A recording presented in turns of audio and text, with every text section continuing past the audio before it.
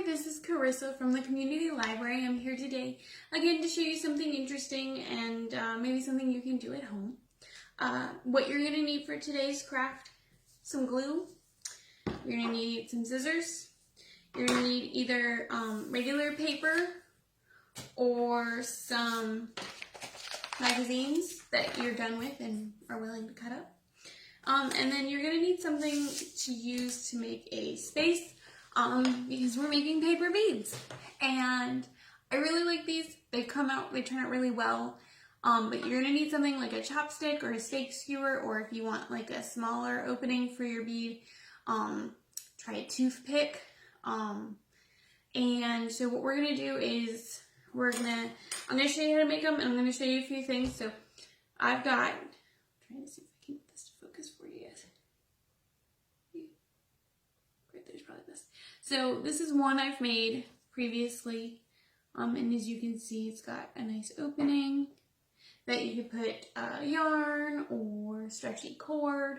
I went ahead and made a little bracelet, and I used stretchy cord so that you can get it on and off. And there's just all sorts of different things you can make.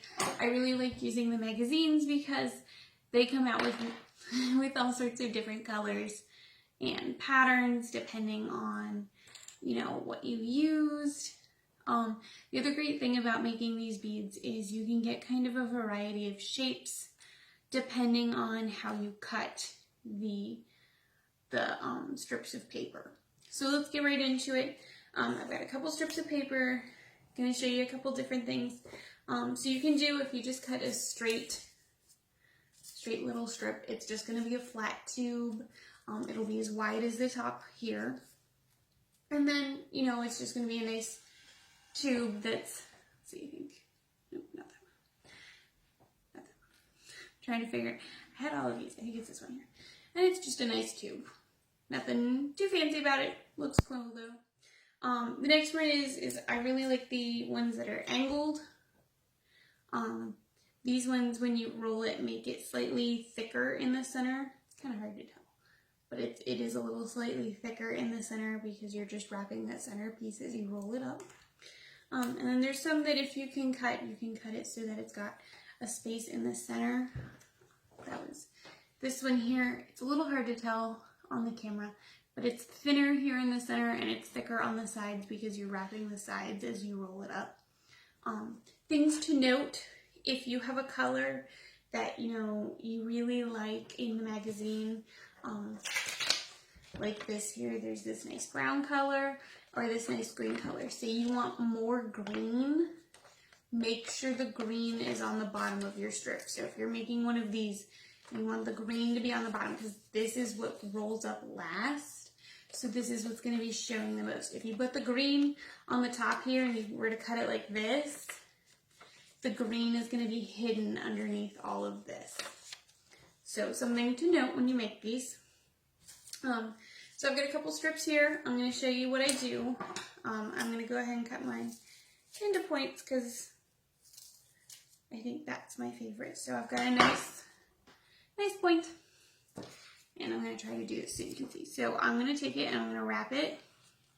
And I like to wrap it maybe once or twice around, just like that, before I use glue. That I found makes it the easiest to get off of your chopstick or wooden skewer, or maybe you're using a knitting needle, because if it's metal you can wash it pretty simple. And then you're just going to keep wrapping. But if you do the first couple wraps without the glue, that really helps it so that you can get it off. I will say that will come with practice, because it's a little bit of a trial and error.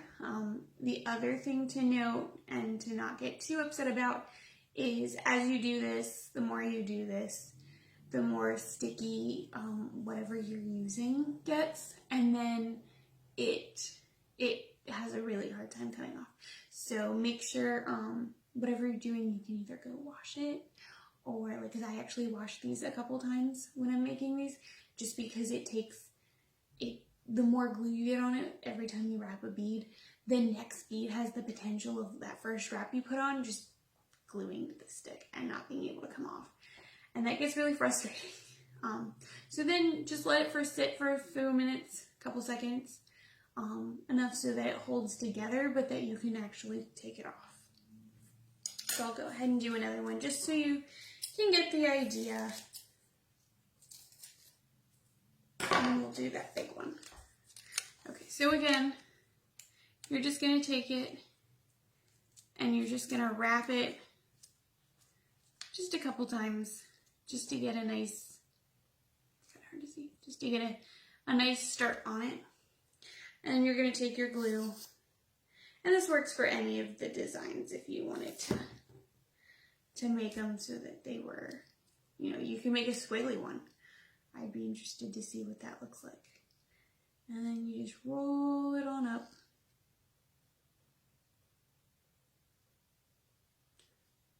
And coat it in the glue, because you're going to get gluey.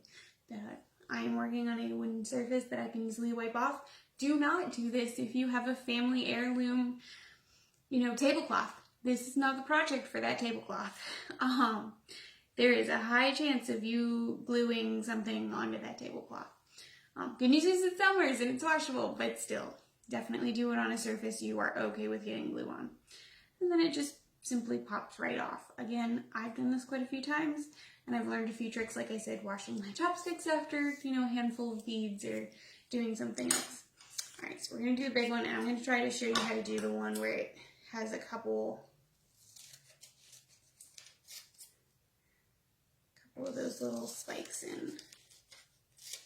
I've also found when you're making these, I started out with just like the little strips of paper, and that's what these were out of.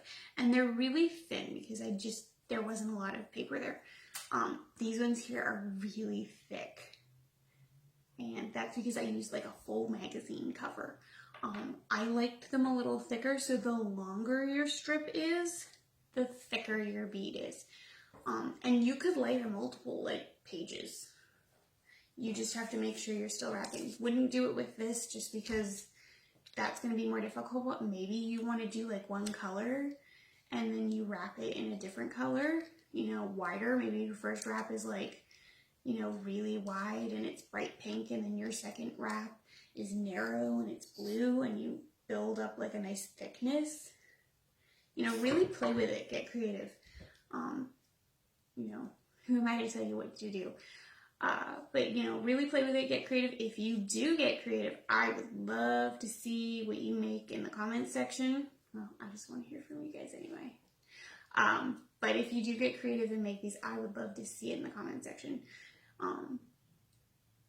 Just because it's nice to hear from everybody. And then I found with this one, you can watch if you're watching, it's easiest when you're doing the one with the two different prongs, that to go ahead and wrap one side and then wrap the second side.